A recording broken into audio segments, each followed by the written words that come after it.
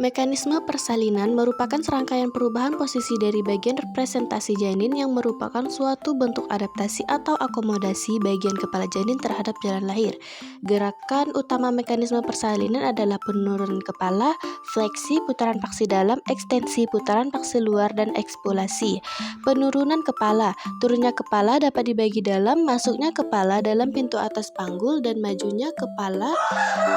Kemudian masuknya kepala ke dalam pintu atas panggul. Pada primigravida, masuknya kepala ke dalam pintu atas panggul biasanya sudah terjadi pada bulan terakhir dari kehamilan, tetapi pada multigravida biasanya baru terjadi pada permulaan persalinan. Masuknya kepala ke dalam pintu atas panggul biasanya dengan sutura sagitalis melintang dan fleksi yang ringan. Masuknya kepala melewati PAP dapat dalam keadaan sinklitismus, yaitu bila sutura sagitalis terdapat di tengah-tengah jalan lahir tepat di antara simfisis dan promontorium. Os parietal depan dan belakang sama tinggi. Kemudian, kepala melewati PAP dapat juga dalam keadaan asinklitismus, yaitu jika sutura sagitalis agak ke depan mendekati simfisis atau agak ke belakang mendekati promontorium.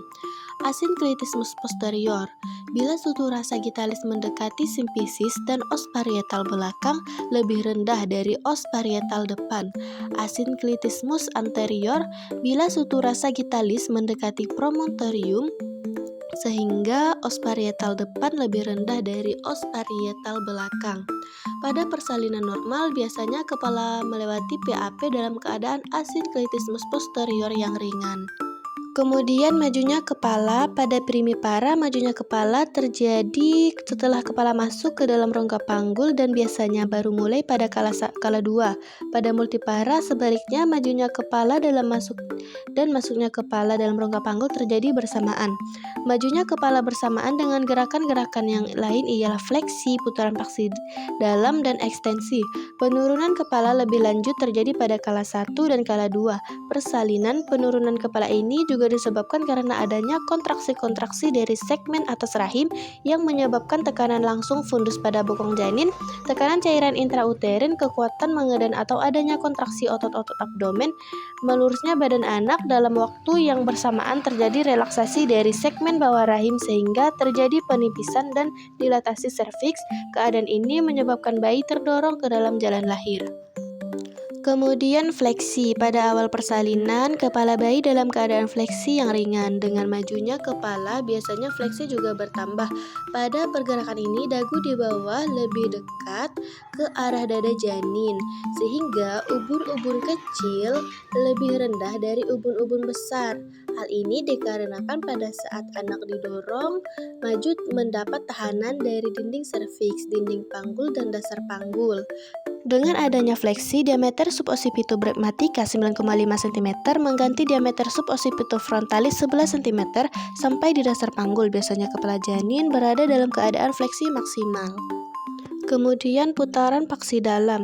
Pemutaran bagian depan sedemikian rupa sehingga bagian terendah dari bagian depan janin memutar ke depan ke bawah simfisis. Bawah presentasi belakang kepala bagian terendah ialah daerah ubun-ubun kecil dan bagian inilah yang akan memutar ke depan ke arah simfisis. Putaran paksi dalam penting untuk menyelesaikan persalinan karena putaran paksi dalam merupakan suatu usaha untuk menyesuaikan posisi kepala dengan bentuk jalan lahir, khususnya bidang tengah panggul ada diameter anterior-posterior. Putaran paksi dalam tidak terjadi sendiri tetapi selalu bersamaan dengan majunya kepala dan tidak terjadi sebelum kepala sampai ke hot 3, kadang-kadang baru terjadi setelah kepala sampai di dasar panggul. Putaran paksi dalam ini disebabkan oleh pada letak fleksi. Subocciput merupakan bagian terendah dari kepala. Subocciput akan mencari tahanan yang paling sedikit terdapat di sebelah depan atas di mana terdapat hiatus genitalis antara musculus levator ani kiri dan kanan. Ukuran terbesar bidang tengah panggul adalah diameter anteroposterior. Selanjutnya ekstensi. Sesudah kepala janin sampai di dasar panggul dan ubun-ubun kecil berada di bawah simfisis, maka terjadilah ekstensi dari kepala janin.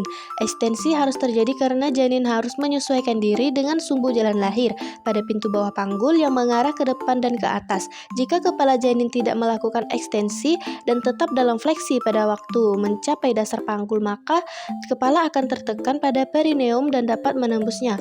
Terdapat dua kekuatan pada kepala. Pertama, mendesak kepala ke bawah, dan yang kedua, tahanan dasar panggul yang menolaknya ke atas, sehingga resultannya ialah kekuatan ke arah depan dan ke atas. Setelah suboksiput tertahan pada pinggir bawah simfisis, suboksiput akan menjadi pusat pemutaran hipomokhilion pada ekstensi kepala janin, maka lahirlah berturut-turut pada pinggir atas perineum ubun-ubun besar, dahi, hidung, mulut, dan akhirnya dagu dengan gerakan ekstensi.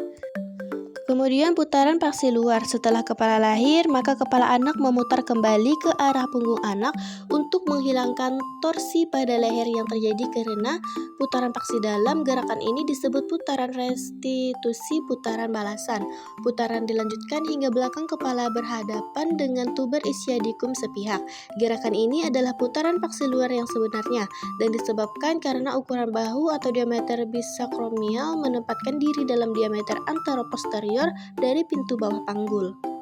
Dan yang terakhir adalah ekspulsi. Setelah putaran paksi luar, bahu depan sampai di bawah simfisis dan menjadi hipomokhilion untuk kelahiran bahu belakang. Kemudian bahu depan menyusul dan selanjutnya seluruh badan anak lahir searah dengan paksi jalan lahir.